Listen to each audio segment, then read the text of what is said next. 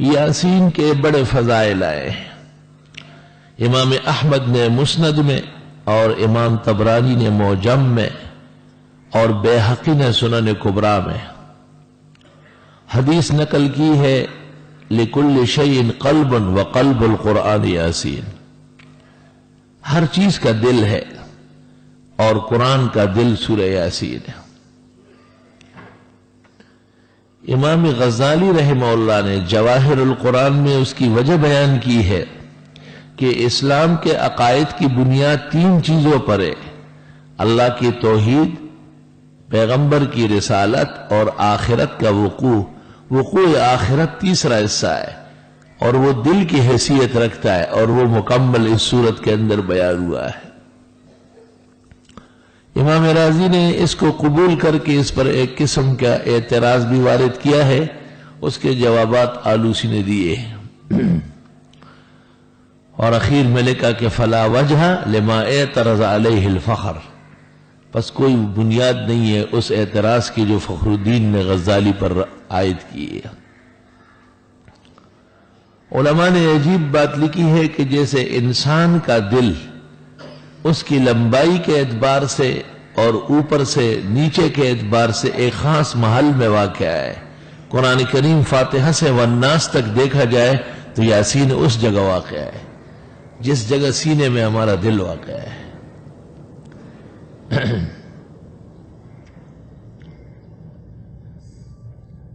اور حدیث میں ہے کہ اقرؤوا علی موتاکم یاسین، مرنے والوں کے ہاں یاسین پڑھ لو، اللہ تعالیٰ اس سے نزع روح میں آسانی کر دیتا ہے۔ تفسیر زاہدی میں لکھا ہے کہ ملک الموت جب کسی کی روح قبض کرنے آ جاتا ہے اور وہاں سورہ یاسین پڑھی گئی ہو تو واپس جا کے بارگاہ الہی میں عرض کرتا ہے کہ میں اس کی روح کیسے قبض کر لوں، وہ سورہ یاسین پڑھ چکا ہے۔ اس سورۃ یاسین کے ایک ایک حرف پر اتنے فرشتے نازل ہو کے وہاں موجود ہیں، تو اللہ تعالیٰ جنت کا فرشتہ رضوان کو بھیج دیتا ہے، اور وہ اس شخص کو آ کے جنت کے ایک ایک درجے اور نعمت کی خوشخبری دے دیتا ہے کہ جنت بالکل منتظر ہے اور دیر ہو رہی ہے، تو یوں وہ خوش ہو کر کے روح دے دیتا ہے۔ سورۃ یاسین ہر مشکل کے حل کا علاج ہے، اور اس میں 3-4 روایتیں، ایک روایت میں کہ ایک دفعہ یاسین پڑھنا 2 قرآن کے برابر ہے، دوسری روایت میں کہ جو فجر کے بعد یاسین پڑھ لے 10 قرآن کے برابر ہے، اور تیسری روایت میں کہ ایک دفعہ سورہ یاسین کی تلاوت 25 دفعہ قرآن کریم پڑھنے کے برابر ہے۔ سورۃ یاسین رات کو پڑھنا علیحدہ عمل ہے، اس کی علیحدہ برکات ہے، جیسے عزت کا تحفظ، رزق کی برکت، مصیبتوں کا ٹل جانا، پریشانیوں کا دور ہونا، مشکلات کا حل ہونا، یہ رات کے پڑھنے کا عمل ہے، اور جتنی دیر سے پڑھی جائے اس قدر مؤثر ہے۔ اور دن کے اندر پڑھنے سے فتوحات ہوتی ہے، مرادیں ملتی ہے، آدمی پر کسی کا غلبہ نہیں ہو سکتا ہے۔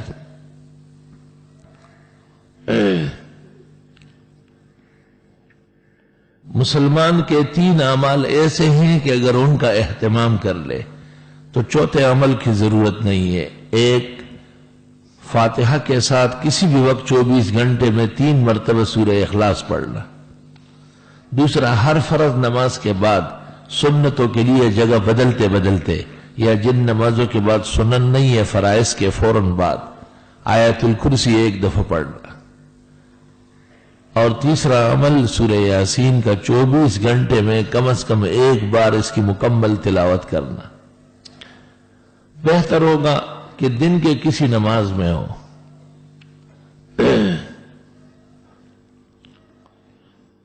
اس پر کلام ہے کہ یاسین کیا چیز ہے، تو 2 قول مشہور ہے، ایک یہ کہ اسم من اسماء اللہ اور سر من الاسرار، اس معنی میں جس طرح الف لام میم و الف لام را ہے اس طرح یاسین ہے۔ اور دوسرا قول یہ ہے کہ طٰہٰ اور یاسین حضرت صلی اللہ علیہ وسلم کے اوصاف جمیلہ ہے، جیسے مزمل اور مدثر ہے خدے پتواہا و پیاسین کے ستا صفت کڑے دے پا مزمل و مدثر کے پدگرانا نبی. ابن الجوزی نے تحفۃ المودود باحکام المولود میں لکھا ہے کہ یاسین نام نہ رکھا جائے کیونکہ معنی نامعلوم ہے، لیکن بہت سارے علماء نے ابن الجوزی کی گرفت کی ہے اور کہا کہ نہیں، یہ نام سلف و خلف میں رائج رہا ہے. حضرت مولانا مفتی محمد شفیع صاحب رحمۃ اللہ علیہ کے والد کا نام بھی مولانا یاسین صاحب تھا، اور جس تاریخ کو مفتی محمد شفیع نے سورہ یاسین کی تفسیر لکھنی شروع کی کہ اتفاق سے یہ وہی تاریخ تھی 25 صفر 1355 ہجری، جو ان کے والد کے انتقال کا دن تھا. انتظار کر کے اسی تاریخ کو لکھنا شروع کیا ہو، اور حاشیے پہ لوگوں سے درخواست کی ہے کہ ان کی مغفرت کے لیے دعا کریں، اور جو یاسین زندہ گھوم رہا ہے ان کی صحت اور نارینہ اولاد کے لیے دعا کریں.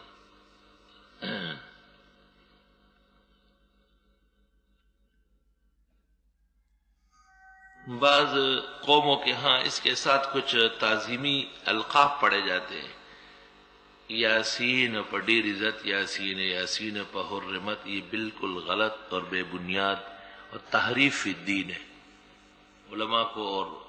اہل علم کو اس پر نظر رکھ کے اس کا رد کرنا ضروری ہے. منصوص کے ساتھ کوئی اپنی طرف سے الفاظ بڑھا سکتا ہے، حجمہ کے